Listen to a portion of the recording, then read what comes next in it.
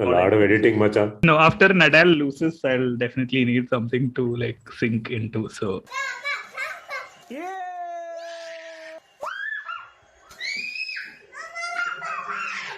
Whoops, who will edit the podcast now? This is going to be nothing like last week.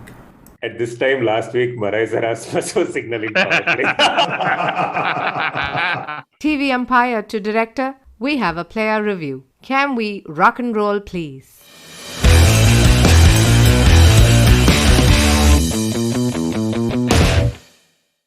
Hello and welcome to Bits and Pieces, the show where everything is made up and the points don't matter.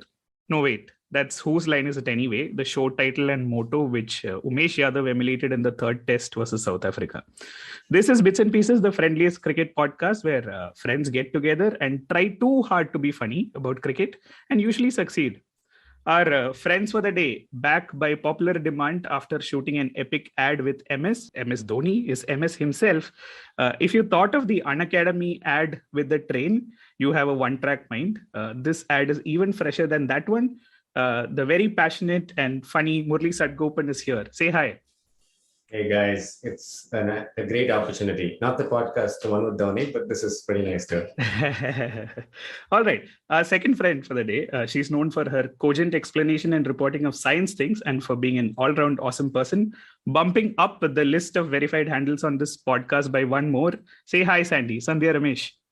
Hi everyone. It's great to be here to talk about something that I absolutely know nothing about. Yeah, that's why we are here as well. So fantastic. Welcome to the gang. All right, we've had Sadgopan and Ramesh, and we also have a Sundar. But unlike the Washington variety, this man looks at the Chakra Pongal of mainstream cricket and asks with a smirk on his face. So it's rice? Say hi, Nitin Sundar. Hey, hi, Tony. Hi. It's interesting you mentioned Sadgopan and Ramesh, and you did not mention the fact that we have a Murali. Or is it because Murali's action is not legal? Okay, let's not go there. Yeah, you were going for the jugular there, moving on to the Javagular, bringing the international flavor this week from an entirely different continent, or should we say the entirely same continent as us, is our man Srinath, who is in China, literally trying to recruit the next billion cricket fans. Say hi, Srinath. Not yet, but yeah, I will do my best as always. Well, we should let our listeners know that you are wearing a Gujarat sunflower jersey. What is that? It's a Gujarat Fortune Giants jersey, which looks like a Spanish training kit. Yeah, it's perfect for invading China. So well done on that. Okay, so today's show is going to be actually bits and pieces because there's been very little happening. But we can't start the show without paying tribute to one of India's finest who retired this week on Republic Day, Virat. The headline certainly took me by shock, and I clicked through to an imaginary news site and read further. Right, and it was even more concerning. Virat was considered a dark horse by many, was known for his long face, had many naysayers, and he finally called it quits after he was no longer deemed fit to be an elite horse of the president's bodyguard. Indeed, a sad moment for us. It's good to know that the Indian government is also following a horses for courses policy. Yeah, so I did see that headline. Very, very, very opportune headline. Must be. Lots of clickbait happened, right? This was actually a horse from the president's whatever that called it quits. But the reality is, you should say, I know we extracted a lot out of Virat Kohli, but he's not a gift that's going to keep on giving, right? So you never look a gift horse in the mouth. So fully aligned with what they did there. But there was some cricket last week, which you guys missed to cover, which was the third ODI, which seems like a long time ago now, actually, because that's good because tragedy plus time equals comedy. But that match ended with some tragedy plus timing equal to comedy. If you guys saw Yuzvendra Chahal, who walked in when India needed very few runs with a lot of balls in hand and scored the most awful 2 of 6 that I've seen in my entire life. So Yuzvendra Chahal actually walked in with Virat Kohli's bat. I guess it was a heavy bat. And anyway, he had a disagreement with the laws of physics. He was through with the shot. His bat was not, and he was out-caught by David Miller to end a miserable tour for India. I was just amused by the lineage that MRF is going for. Right? They started with Sachin Tendulkar, and they had Brian Lara use an MRF bat. then they had Steve Waugh use an MRF bat. And I remember back in the 90s or early 2000s, they actually flew these three guys down to Chennai to do, a rally lap around the Sri Perumbudur track in close to Chennai. And that was like a great branding exercise for MRF to have who were then the three greatest batsmen in the world. They've continued down that tradition. They now have Virat Kohli as one of the, users of the MRF bat. And it is a significant step down to then have Yuzvendra Chahal wielding the same bat. So that was amusing.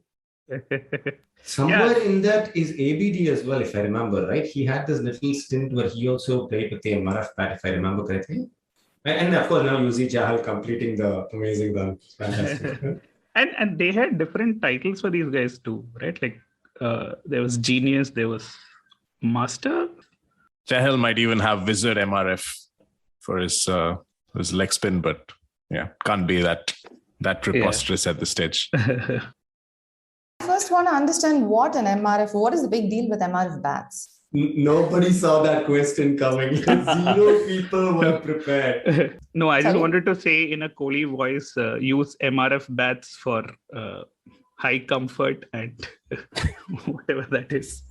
Sorry, there's this MRF ZLX ad that plays all the time in which Kohli is basically talking about the Tyre and it has become a meme. That's what I was going for, but very clearly fade. Just to close that point, right? Once upon a time, Virat Kohli was talking about Tyre. Now everybody's talking about Virat Kohli retire. But for Sandy's benefit, right? We used to have traditional bat manufacturers, right? You had Gun and More, you had Sunny Gold, and all those guys. And sometime in the late 2000s, MRF realized it's prime property to get a sticker on, top batsman's bat. So they started, or Sachin Tendulkar famously was the first person to start using an MRF bat. So it was just a sticker. They weren't really manufacturing bats. But the funny thing is this, they apparently had to start manufacturing bats to continue to be able to sticker bats. And which is why MRF actually launched a series of bats, though it had absolutely nothing to do with their core business. So yeah, that's about it. They've just had a very interesting, a very select set of batsmen who've been using their bats. I'm pretty sure they're not happy about Yuzvendra Chahal. So for your benefit again, Chahal is a tail-ender. He's a bowler. He doesn't bat at all. He can't bat to save his life. As Harsha Bhogle would say, in a team full of number 11s, he would be number 12. So so him walking out with an MRF bat was not good for MRF. It was not good for India. They ended up losing that game as well. So these bats that MRF started to manufacture, were they these beginner bats for kids and beginner players? Is that how they got into the manufacturing game? No, they actually have a wider association with cricket, right? Like this is mostly purely for branding, so therefore high-profile players. But they also have a pace foundation to build up fast bowlers. So that's based in Chennai as well, and they do a bunch of sponsorships with the ICC. So I think it's more for self-promotion rather than, building up grassroots cricket and so on, as far as I know. I was just looking up, as you guys were talking, I was just looking up these MRF bats and I can see that they have these poplar wood bats. Yeah, but seem to be tailored towards beginner players and students and things like that. Yeah. Yeah, those bats are there on popular demand. So, yeah.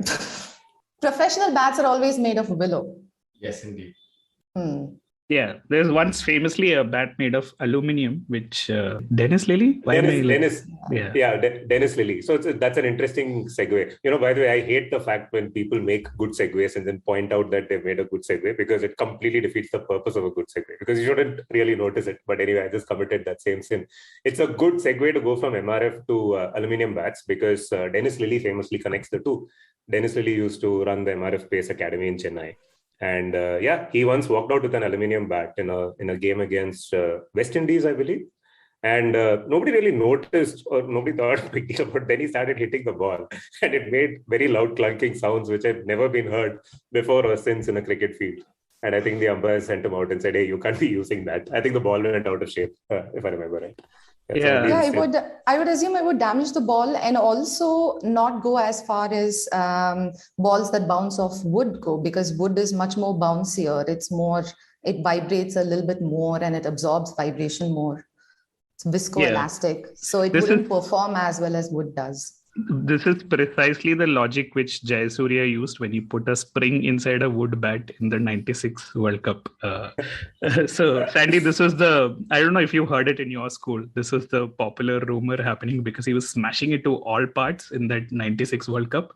And what amuses me most about this is that none of us were connected by the internet, right? And no mainstream news channel at that point would spout something as stupid as this. But everyone in every school knew this, right? And when we got together 15 years later, we all had the same false memory.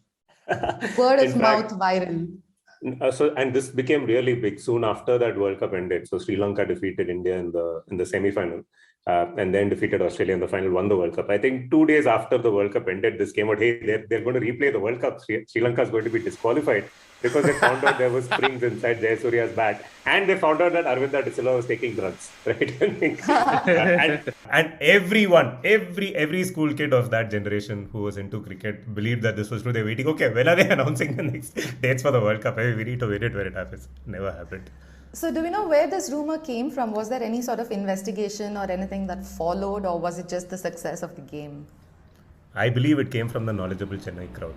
No, it wasn't ever in the papers, if I remember. It was just one kid thought of it, told another kid. Before you knew it, every school had everybody. It was like how Kurkure has plastic or Maggi has MSG level. It's just, you believed it, you told a kid, and every kid knew it.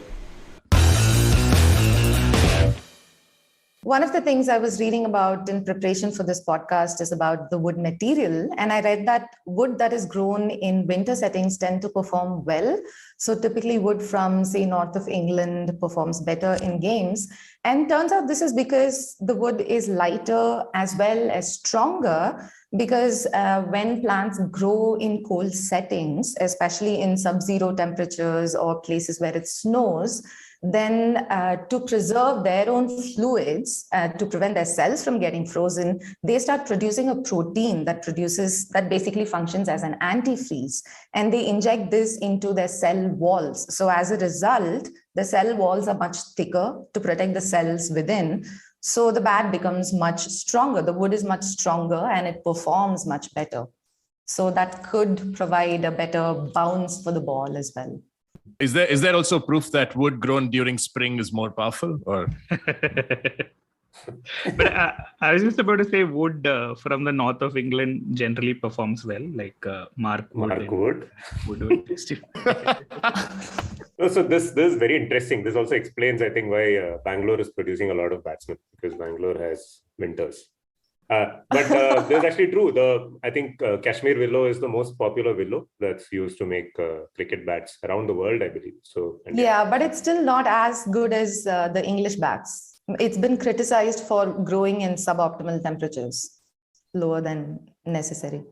Where are the Kookaburra bats made from then? Probably imported wood. This is like in the Australian export-import scene. This would be one crazy item, right? That they import wood from outside, although like they have a lot of like wood they can cut. But in their exports, funnily enough, nothing to do with cricket. Their main one of their exports is camels to Saudi Arabia, because the camels from Australia are apparently tastier and have huge demand in Saudi Arabia. Do these camels go via Africa? They actually go via Africa from Australia sometimes, or wherever they come from. They go through the Horn of Africa. And this is where the neocov that we were all talking about, neocov, the virus that was discovered, that was reported about the past few days. So neocov was discovered back in 2011 in the Horn of Africa region. And it's the closest virus genetically to the human MERS virus.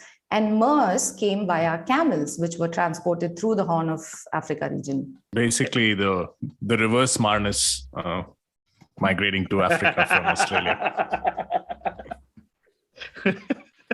the sun ram, as it were.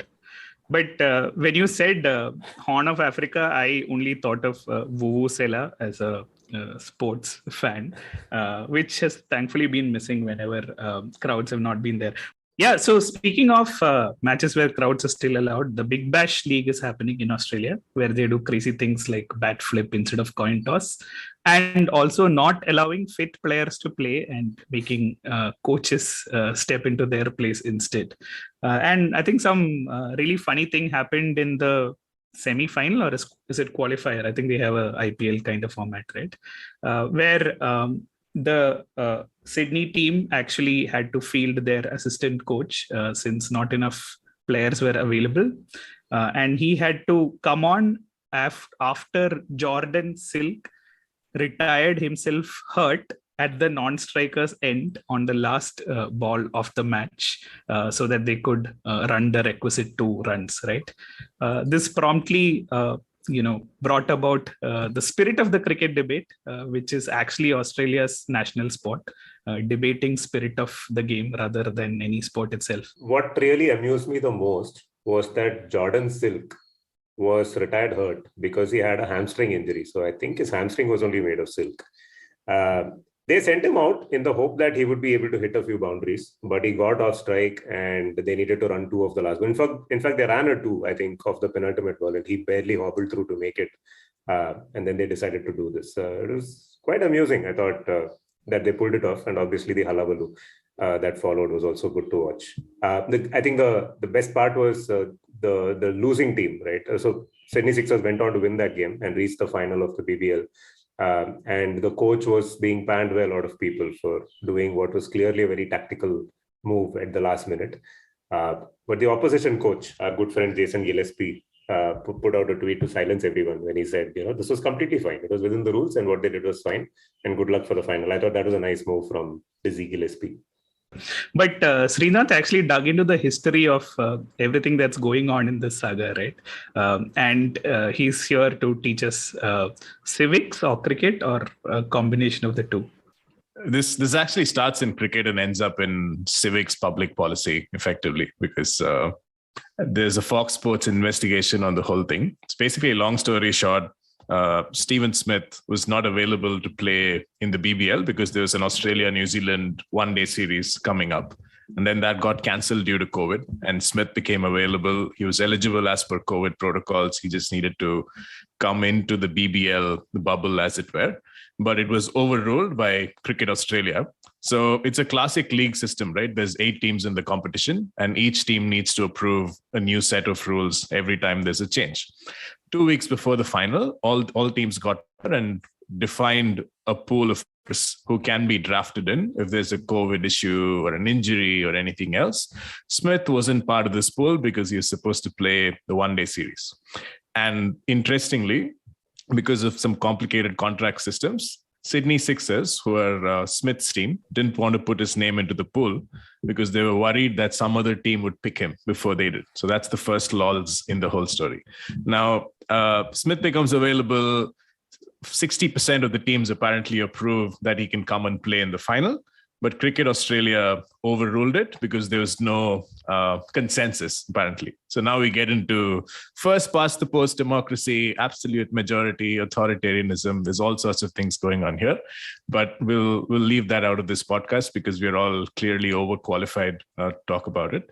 The only thing is, this is a classic case of Sydney-Melbourne infighting, right? They don't care that the best player comes and plays in their domestic T20 leagues. Apparently, Melbourne got overruled a couple of years ago when they wanted to move the Big Bash final from Sydney to Melbourne because of bad weather. Sydney protested then. Now Sydney want a favor, and the Melbourne teams pretty much blocked it from happening. If any of that makes sense, good luck, but this is the story. You know what? Very little made sense. Starting from you mentioning that Steve Smith is a top T20 player. Can you explain that to me? The main thing here is Dan Christian's Twitter timeline. If you just want to have fun with the whole story, just go and explore his timeline, where he's put a picture of Steve Smith drinking with the team after they lost the Big Bash final. So just mocking Cricket Australia, saying, is he allowed to have beers with us? Like, he can't play for us, but can you stop us from having beers with him? Christian's famously played for every Big Bash team there is. So he is the most neutral authority that exists, and not Cricket Australia. Also, he has lots of practice in drinking after disappointing defeats because he's also a part of RCB. Exactly. But I think the long story short is that the Big Bash and the Big Bash League is between Melbourne and Sydney, just administrators fighting each other, right? It would make for an interesting Royal Rumble kind of finale. Okay. What I find interesting over here, and I didn't know this, Srinath, so thanks for that background. I didn't know that Sydney had themselves actually blocked Smith from entering that pool earlier on in the tournament. And if they had done that, I think it's only fair that it came back to bite them in the backside, because they were clearly trying to, jump the queue, so to speak. Because what this means is if Smith were actually available, because the tournament was hit by a bunch of COVID cases, right, across teams and injuries. I might be wrong here, but yeah, definitely if Smith was in the pool, some other team might have been able to snap him up, which itself seems a bit funny. I didn't know that teams could do that. But yeah, I think it serves them right. All right, we have a brand new section for today. It's called Line in the Sand by Sandy Grains. Sandhya will explain some things cricket and science related, which a lot of us don't know about. Sandy, take it away. You wanted to talk about swing bowling, right? And how balls swing when they're bowled that way. So this, I think, pretty much everyone knows at this point, anyone who's attempted to read up on this, is that basically when the ball is thrown that way, it curves in a direction that's different than expected. So the basic mechanics of how this works is that around when the ball is thrown in a forward direction, there are two hemispheres. It's released with the seam pointing at an angle, and there are two hemispheres around which the air flows. So ball's texture is also asymmetric around both the sides of the seam. So one side is smooth and the other side is more textured. Now, as the ball is thrown and the air curves around the ball, what happens is when it goes around the smoother side, then the airflow is laminar, it's smooth. So it flows without any obstruction as such. And there's this film that forms around the ball called the boundary layer. And this tends to separate from the ball early. It just sort of like swishes over the ball and moves away. On the other direction, that is more textured on that side of the ball, there is the turbulent flow because there are so many tiny bumps and things on the ball surfaces. So the film of air tends to stick for a little bit longer to the air and then separates away. So what this does is on one side, air has separated away quicker and on the other side, it still hasn't. So that air pushes the ball towards the more smoother side. So the ball ends up curving towards the more textured side, which is why, of course, we see rubbing and spitting and all of that. And it also depends on whether the ball is new or old. I guess with newer balls, there's more texture. So I think you can also do things like reverse swing much better. And with older balls, with older balls, you can you can induce a bit more smoothness as well. The reverse of the reverse, actually, which is that the new ball won't reverse. Turns out when you chew on things like gum or candy or something that you have on the field, and then you coat the ball with spit, it provides a more protective, uniform coating over the ball. So Shahid Afridi once famously chewed on the ball itself. He was trying to induce dramatic texture on one side of the ball. So, yeah. And Sandy, also give out your name, the greatest sort of rubbing incident in the history of cricket happened with sandpaper. And literally it was sandpaper that was rubbed to make a side because and of course the person responsible for it was the one we've been discussing for so long, Stephen Smith, who famously cried saying, "I did not know." He said, "I did not know." So it was a very interesting incident. You should read up on that. So this person used sandpaper to smooth the ball. Was it like a new ball or something that he was working with, or he just wanted to smooth one side? It's an interesting question you ask, because generally people use sandpaper in the real world to make things smoother. But actually what he was trying to do here was to make one side rougher, rough it up. Right? Okay. And the person who did it actually had Ban as part of his name, which would follow soon. So that's also there. Cameron Bancroft. Question which kind of divides cricket, and generally this is basically a commentators versus scientists question. Cricket commentators love saying that it's swinging conditions when it's cloudy and overcast, but there's also a whole set of scientists who dispute this, that the fact that clouds and overhead conditions don't have a lot to do with swinging cricket balls. I don't know what the scientific theory there is. So when I was reading about this, the one thing I realized is that we are just starting to understand the mechanics, the fluid mechanics of swinging balls in the first place. And there isn't much on how the overcast conditions play a role in swing. There is a paper all the way from 1976 that says that moisture could actually potentially aid this. So when there is basically what happens when the conditions are overcast is that the clouds block out the sunlight. So below, the air becomes, the relative humidity of air increases, and relative humidity is basically the percentage of humidity over the total amount of moisture that the air can hold. So when relative humidity increases, what happens is this paper says that it does something called, it encounters something called a condensation shock. So basically what happens is that the air expands rapidly very close to the ball because it's saturated with humidity and does not condense when it should. Instead, condenses much later when the pressure drops. So this disturbance in the condensation process can cause the boundary layer to leave the ball quicker and increase swing. But the paper also does clarify that this is observed only when relative humidity is nearly up to 100%.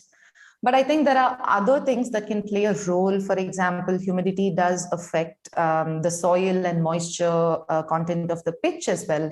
So that could be something, that could cause the pitch to become less smooth, lose cohesion, and the ball is less bouncy, and it could even like slip or something if the humidity is high. So that can just cause the ball to swing a little bit more. And the contact can also maybe induce changes in texture and sandpaper. Yeah, there you go. It doesn't seem like there's a consensus on this, and there isn't enough studies for sure. The other thing that's been happening since the start of the pandemic is that players are no longer allowed to spit on balls or bite them, but they're allowed to use sweat, I believe, right? And it's also gotten to the crazy point that we are 2 years into the pandemic, but the umpires in cricket no longer hold cricketers' hats when they are going to bowl or something like that, which ends with amusing scenes like Moeen Ali with 3 or 4 hats on his top.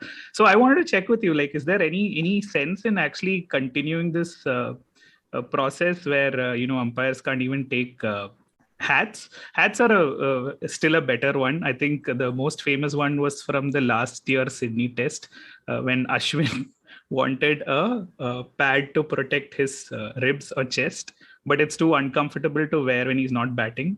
So, and the umpire wouldn't take it, so he had to stuff it in his backside when he was at the non-striker's end, right? So, scientifically, can umpires hold players' hats anymore safely, or is it something that people are still struggling to understand?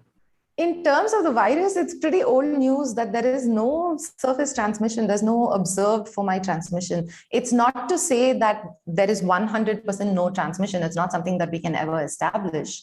But we know that the risk is primarily through breathing only. And we've never been able to prove surface transmission at all.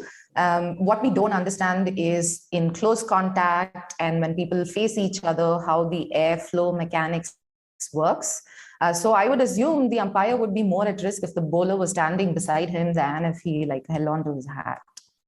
Yeah, I mean, I think at this point they're just doing it for content, right? Hashtag #RSPAD was a trending topic during the Sydney Test. So it's hygiene theater. Hygiene theater. Matches are going on, so might as well look safe. It wouldn't be cricket rules if they weren't antiquated, right? That's their sense of cricket rules. All cricket rules are not meant to be in touch with reality. Yeah, as far as COVID and surface transmission is concerned, cricket is still decision pending. They're still rock and rolling the replays. hopefully another year or so. No, but I actually feel happy for umpires. Right, once upon a time, pre-pandemic, they would have to deal with the ball, and the ball as the saliva of 11 people on it, right? And that's something they have to keep observing, examining, putting it through those circles and all of that. So I'm glad they don't have to touch, a contaminated ball, so to speak. This sounds shady now that I said it. But it's also funny that they will not take hats anymore because, frankly, that's the only thing of use that umpires were doing on the field anyway. And now they're not going to take hats either. So I mean, they're not even hat hangers. So yeah. Technically, spit balls does make a little bit of sense because one of the other things we've seen, especially with these home tests during Omicron, is that viral loads peak quicker in saliva than they do in your nose. So it's much easier to just take a salivary swab and use it instead of like a nasopharyngeal one. So if someone is infected and they've rubbed spit all over it and they're immediately handing the ball over to an umpire, it might make sense. I don't know how realistic that scenario is. While we talk about, the interesting segue from BBL to COVID is, I don't know if you guys know about this incident with Chris Lynn last year, which is he was a player who got infected and he was feared to be positive, but they really had to let him play. So they let him play while physically distancing him on the field, which means he played, he could hold the ball, but he wasn't allowed to be in celebrations with players. He couldn't hug or touch any of them. This is the craziest. Like, we know what Australia's rules are with COVID. Now we've seen the Djokovic saga, but they really are super confused about what they really have to do. I had a sense of deja vu when you said that, Murali, because I was reminded of gully cricket games back in the day where the ball would run into the gutter and then you would take it out and roll it on the floor for a while before it's deemed good enough to play again. So every time Chris Lynn catches the ball, he'll have to roll it along the ground, clean it up and kick it down the ground before his teammate could pick it up. Yeah. If the player was physically distanced at all times, it's actually possible, provided he didn't really come close to other players and maintain like a 5 or 6 meter distance. You're basically talking about middle overs in ODI cricket. Everybody's physically distanced from each other naturally.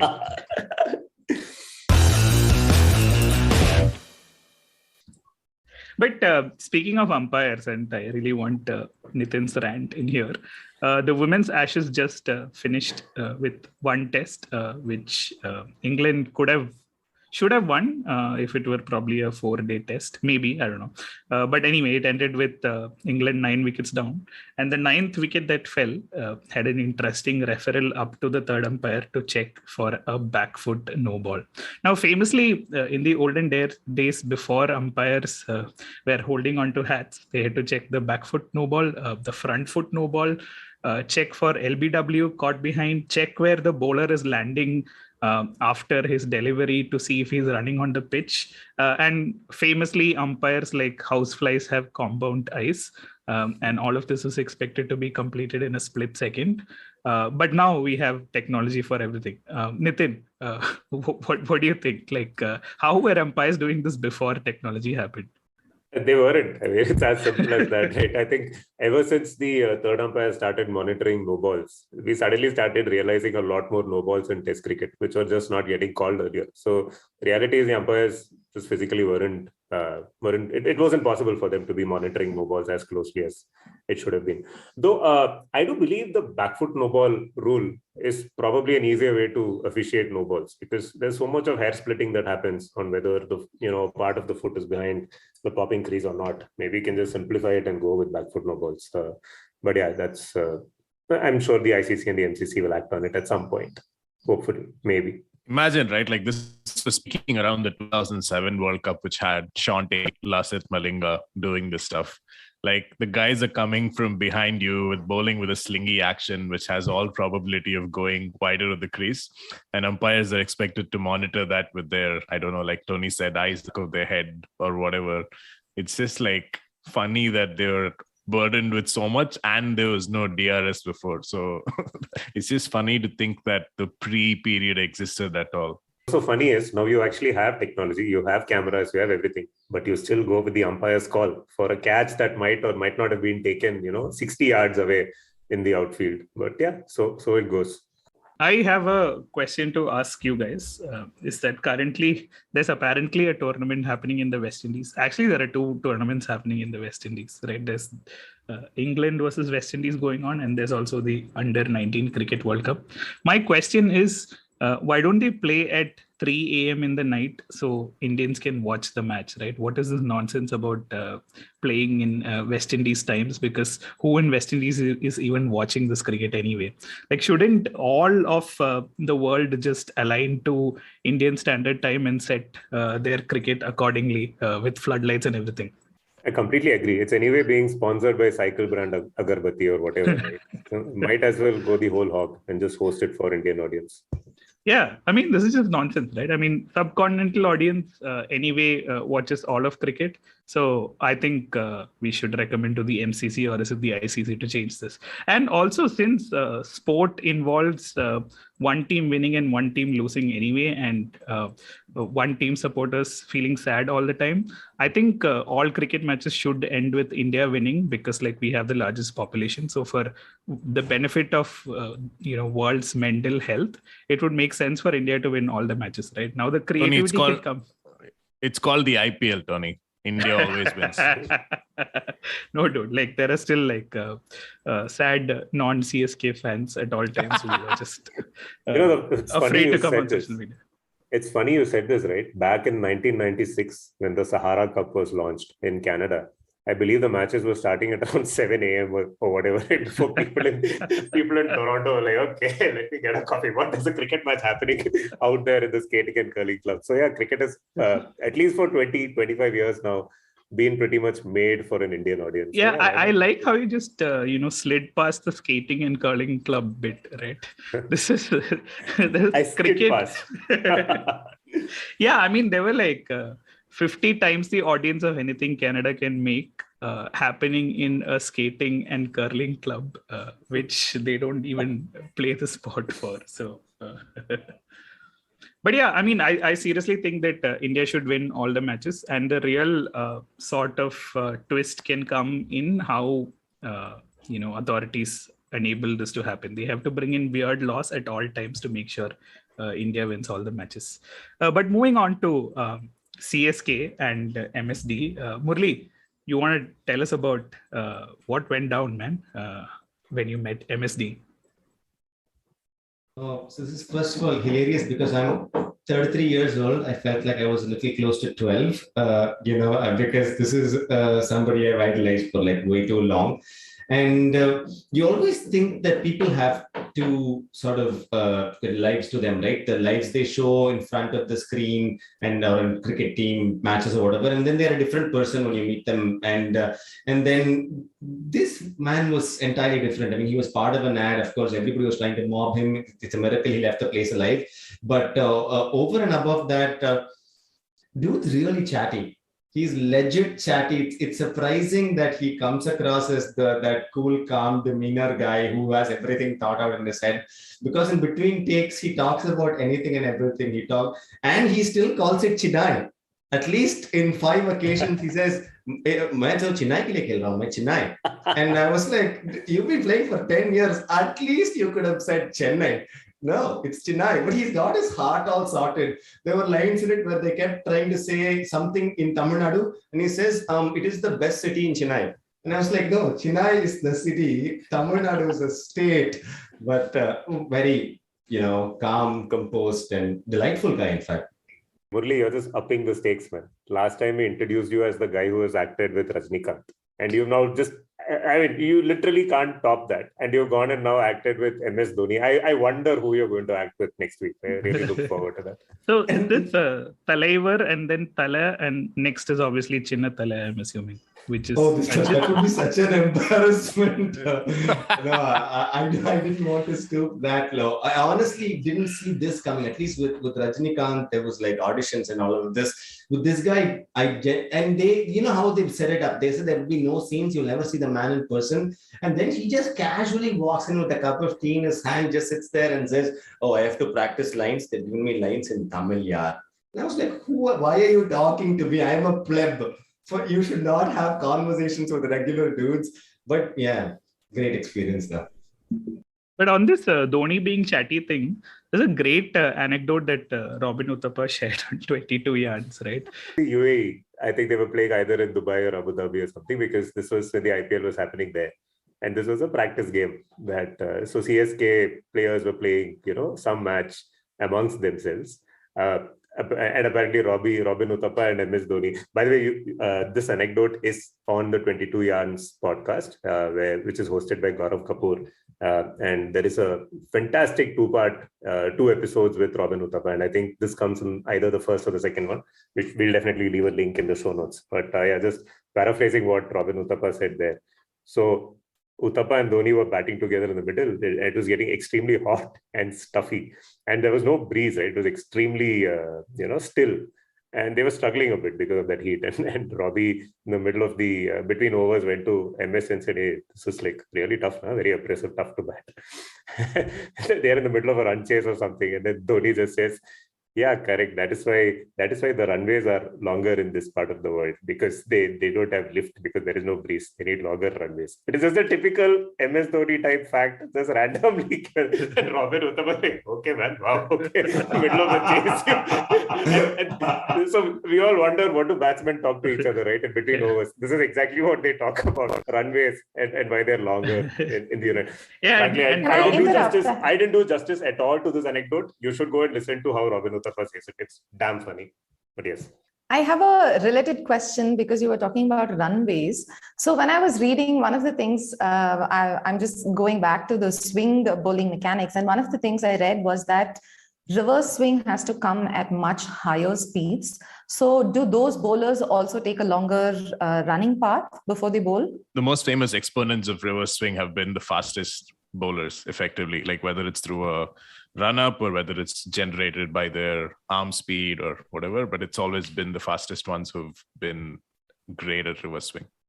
Yeah. And the one previous to that is amongst all of the things that scientists are not sure of, I think one thing that is established is swing bowling requires bowling at a particular pace, around 120 to 125 kilometers per hour, which is not very fast for, the high level game, right? So technically Saurav Ganguly or Anil Kumble can be the best swing bowlers, depending on how fast. I think there's one thing to be said about those speeds, right? Like most of the elite women's pace bowlers operate at between 125 to 130, which means that the top speed in the women's game also comes with some incredible swing bowling, which means it's just like impossible to, like Catherine Brunt just took a fifer at the women's Ashes.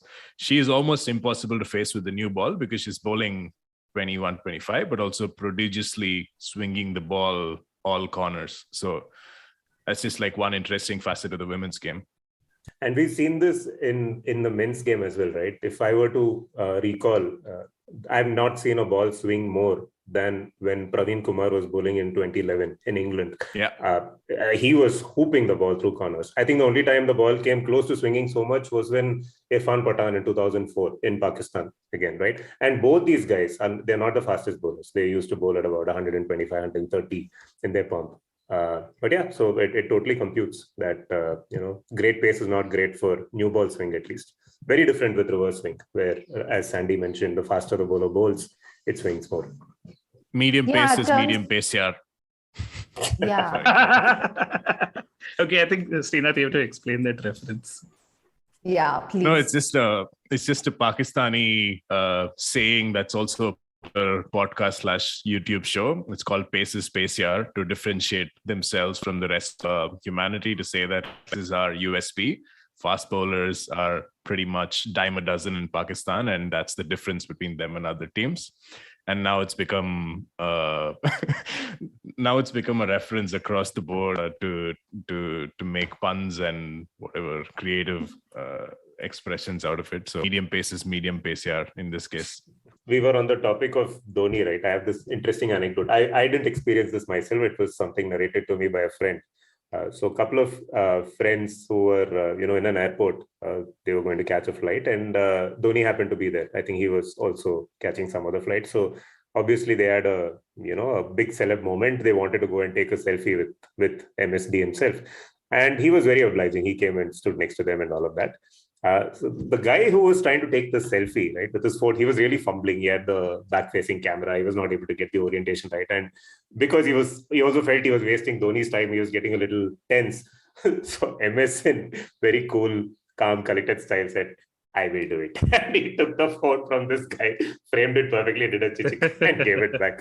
And these guys were like spellbound by, how cool he was. But yeah, I just wanted to share that. Yeah. Talking of people great on and with camera, right? I think one very important thing happened in the world of cricket last week, which is a new role model has been born for us, which is Ravi Shastri, who is not only questioning BCCI's reluctance to play Ranji Trophy, but is actually having an hour-long discussion with Shoaib Akhtar, which I couldn't get myself to watch. So you guys will have to TLDR this for the rest of us. I actually watched that one, right? It was hilarious. So to start with, I was watching it at 1.5x speed, and Shastri was extremely gesticulative, for want of a better word. So it just looked very trippy to see him, and they were sitting very close to the camera. So you had his hands moving really fast at that 1.5x. Both of them, had a lot of, nostalgia, rose-tinted glasses. And both of them, this was the funny thing, right? They were both united, or at least Shoaib Akhtar was trying to say that, the quality of cricket is not what it used to be. Shastri was kind of agreeing with it because he wanted to say, yeah, batting was much tougher in my era. I scored my first 100 in West Indies. I scored my second 100 in Pakistan against great attacks. And then Shoaib was trying to say that, actually the era that followed, which is when Shoaib Akhtar was playing, was the best era. So they were passively contradicting each other several times on that show while also trying to, make a point. So it was fun. It's a good show. I would definitely recommend it to people who have not watched. Did he say at one point that Sachin Tendulkar, if he played right now, would score 1 lakh runs or something like that? Yeah, or was with DRS. With 3 DRS reviews. Yeah. 1 lakh runs. Shoaib's mark also is nowhere close to his best talents. It's mostly fast bowling. Yeah. Sachin also famously scored 82 with DRS reviews, or 1 DRS review, the 2011 World Cup. We don't need to remind Shoaib about that. That's the taboo topic in Pakistan cricket now. Before we move on, I really want to ask this question though from the panel here. Everybody thinks their era was the hardest to play cricket in, right? What really is the era from outside looking in? Was it that, because Harsha Bhogle says now is the easiest era. Nobody has bowlers, nobody has batsmen, any team can be test number 1.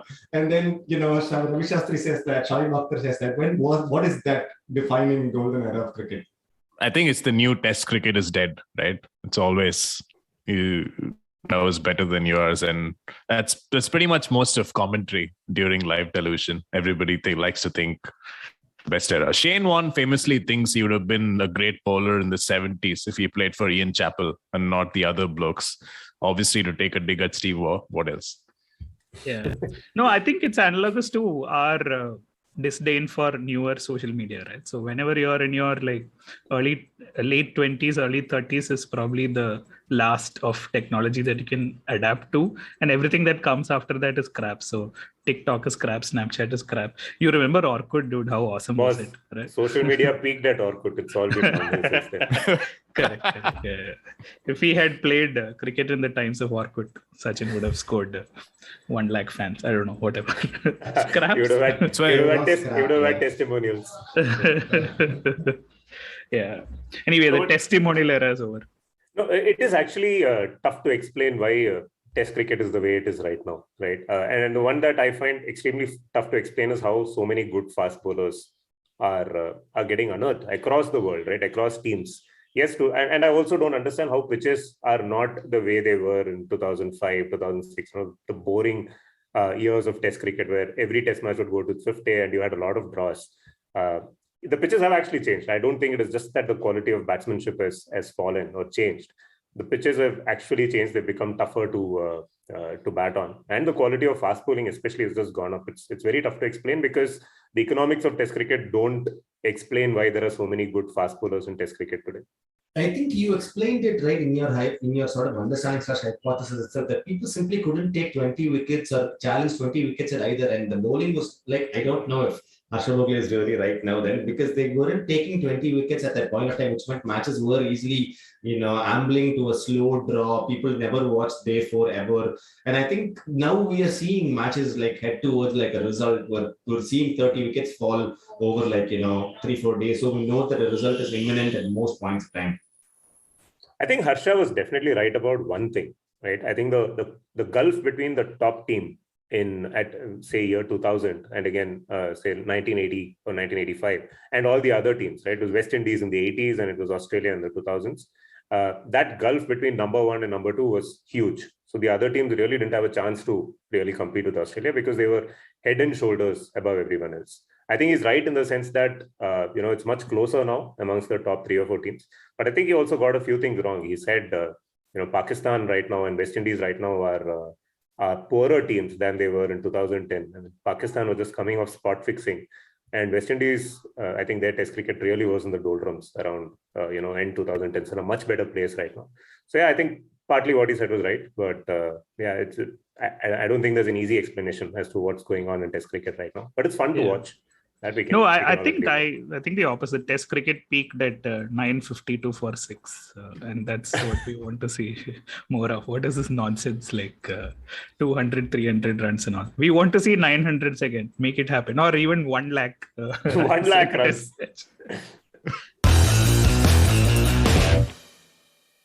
Okay, so this is just something new that we're trying on the show. I'm going to throw a question to all of you and see if you guys can give me the answer. So I'm going to give you a list, right? You need to tell me what comes or who comes next in the list or tell me what the list is, right?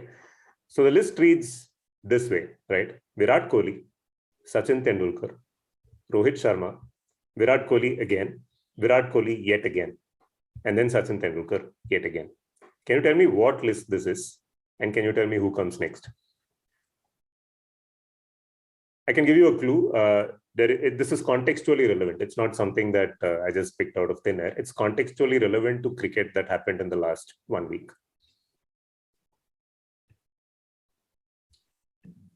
I'll repeat the list if you want. So it's Kohli, Tendulkar, Rohit, Kohli, Tendulkar. And there's an international list, just to be clear. It's not an India-specific list. No, Maybe 4 or 3. Go on. No, I was going to say it's most runs or most centuries in a calendar year, but that doesn't fit with your last week clue.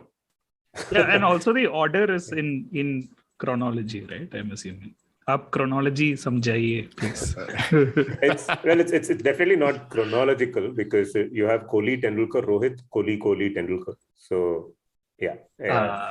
Is it like highest runs at Newlands or something?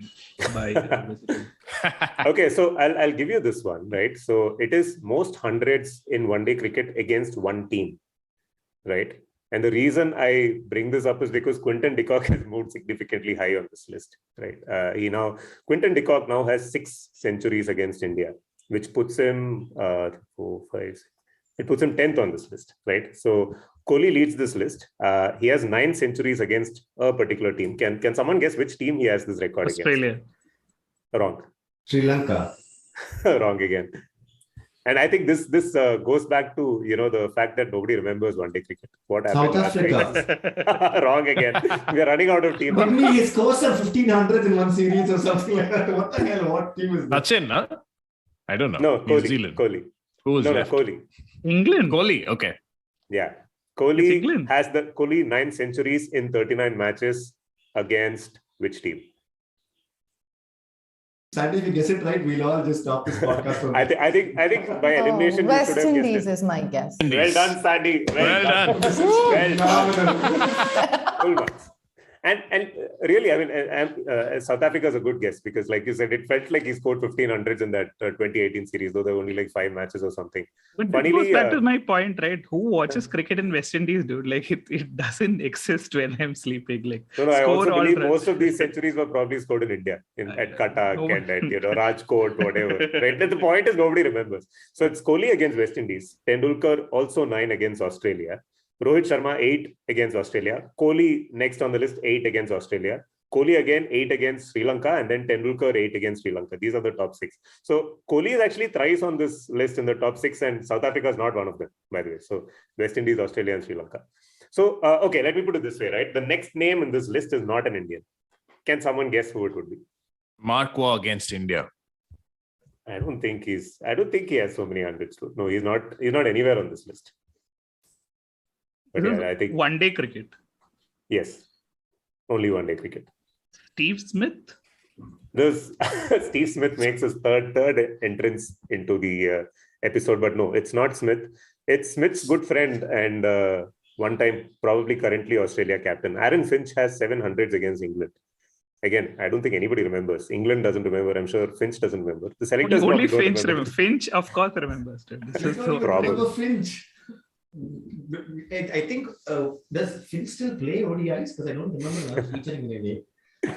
He's the same. He's the captain. Shikhar Dhawan. He's the Shikhar Dhawan of Australia, basically. He plays one format, and that format is not getting played enough, and people are close to forgetting the player. Finch is World Cup winning captain also. Come on, put some respect on the name, fellows. That's true. That is true. Yes. Wait, who was the captain of the T20 World Cup that they just won? Finch. Okay. That is the World Cup he won. Oh, that is the only World Cup he won. This is what Cricket Australia want, right? They don't want you to remember their captain for any reason. So their cricketer of the year in one days is Mitchell Starc. And I must tell our listeners that Australia played 3 one-day internationals last year. So it is a very, very coveted prize for Mitchell Starc. Must be based on some Ford Ranger Cup or some local competition. No. 50 overs. Okay. Can you guess who Australia played in the 3 ODIs that happened? Were they all against the same team? Yes. New Zealand. No. West Indies. Yeah, it's West Indies again. And I think they had in grand total 2 50s, one by Alex Carey and one by someone else. And Starc took 11 wickets. So, yeah, I mean, I'm guessing based on those stats, you have to give it to him. So, well done, Mitchell Starc. Also, their T20 player of the year is Mitchell Marsh, and their test player of the year is Mitchell Pritchett. No, wait, he's Do they have their best former player would probably be Mitchell Johnson. Yeah, correct. It's basically a Mitchell award. But Nitin, I have a counter question for you. Complete this list, right? Felix Baumgartner, Sebastian Vettel, Max Verstappen. Who is next on the list, and why are we talking about him on this podcast? KL Rahul. For the 4th successive time, KL Rahul makes an entry into our podcast. So KL Rahul, is he the only person who is wielding a Red Bull bat in the game of cricket today? From India, I think, yeah. From India. They've got... Is Smriti Mandhana sponsored by Red Bull as well? Oh, yeah. I don't know. Sorry. I think she is. Yes, you're right. Only male player. Yeah, sorry. Well played, and it is a bit of a come down, I would say, after the adrenaline and thrills that you would associate with Felix Baumgartner, Sebastian Vettel, Max Verstappen, down to the somnambulistic approach to cricket that we have documented several times in the past that KL Rahul brings to the fore. Yeah, it is a come down for Red Bull. Yeah, no, but the interesting part about this is that they've invested in KL Rahul and have dug deep into his persona to give us details that no one knew before, right? So this is on the link from show notes, Tony. yeah. So it also looks a lot like Red Bull, decided they want to sponsor. They really wanted to pull it back last minute. They said, okay, fine, you can put one small sticker, backside corner. People have to really spot it. Otherwise, you shouldn't tell us, because it really looked like that. It's not like he's plastered with Red Bull. It's just a tiny bit. He removed the sticker in front. Now there is no sticker in front, just a tiny Red Bull at the back. That's it. Yeah. I think that's the right conclusion for the episode. Started off with MRF and finished with Red Bull. Best. Yeah, but interestingly, you should note that they've given us several gems. Like, do you know what is KL Rahul's favorite cuisine? It's Japanese. But what is his favorite color? I think this is the one that wins. Can anyone guess what KL Rahul's favorite color is? It's black and white. It's black and white, baby. And number 5 in 5 things you didn't know about KL Rahul is fitness freak. That's it. Eat a brownie and work out hard. So favorite cuisine, Japanese. Favorite music, Coldplay and EDM. Favorite holiday destination, Greece. Favorite color, black and white. Fitness freak. These are the 5 things you didn't know about KL Rahul. And the beauty of this page is that the header image has KL Rahul holding a stickerless cricket bat, like a baseball bat. He's midway through a baseball swing, and it says the title is Cricket. The name is KL Rahul, and the quote is, "During a match, I have a Red Bull shortly before going out to bat or field." This is very interesting. So he doesn't put. He's so successful that he knows he might put the rest of us to sleep. That's why he drinks Red Bull and goes to the field. No, but he also rations his Red Bull. He doesn't take two, right? So if he's playing a one-day game, he only does it before he goes to bat or before he goes to field. He doesn't take two. So it's just one more sponsor ruled out for the podcast. That's all. No, actually the opposite. Now this is Red Bull Bits and Pieces. Thank you for joining us, because we've plugged their brand website also. And as a person who's run brand websites, I know how difficult it is to get content going. But these guys have heavily invested in creating pages for all of these guys. I'm very impressed. I'm not sure who's read this page before, but from our show notes, they'll get definite analytics plugs. So please come back in. I hope they have enough server strength to deal with the massive traffic that they're going to send their way. Just wondering if your listeners would know the Vuvuzela song that plays, the tune that they play. Pa, pa, pa, pa, pa, pa, pa, pa. Wow, this should be one of the show bumpers, dude. No, so what piece is it? It's a very famous piece. So what is the name of the song? Do people know the song? What I thought the first time I heard the original version of this was in 2009 when the IPL went to South Africa. And the South African fans, not using a vuvuzela, I think it was some other horn that they used to blow back then. They made a variant of this music, which then the IPL sort of adopted and bastardized and masala-fied, and that's the new tune. But that's all I believe it is Spanish, if I'm not mistaken. Oh, wow. It's a Spanish song. It's called Pregon Canastero. Is it from bullfighting or something? No, I don't know. I will look it up and tell you. Red Bull fighting. Red Bull fighting, yeah. So that's the Spanish import to cricket, which is we almost had an Italian import into cricket this week, where Steve Smith, after being disallowed to play that BBL game, posted a wonderful tweet, I would say, which we should again link from the show notes. I'll just read it out. Good luck to Sixers BBL in the Big Bash final tonight, and also to the Italian import Stefano making his debut, Stefano Smitherino, and there is a picture of Steve Smith with a big handlebar mustache and big dark glasses. The joke being that he's going to wear a disguise and try and sneak into the Sixers squad. That would have been fun to watch. All right. Thank you so much for listening. And do share this podcast. A lot of you have written into us. Thank you so much. And also shared so much so that we became the number 3rd podcast on Apple Podcasts for cricket in India, which we were definitely not expecting. So please keep doing the good work. Until next time. Bye. Bye. Bye. Bye. Bye.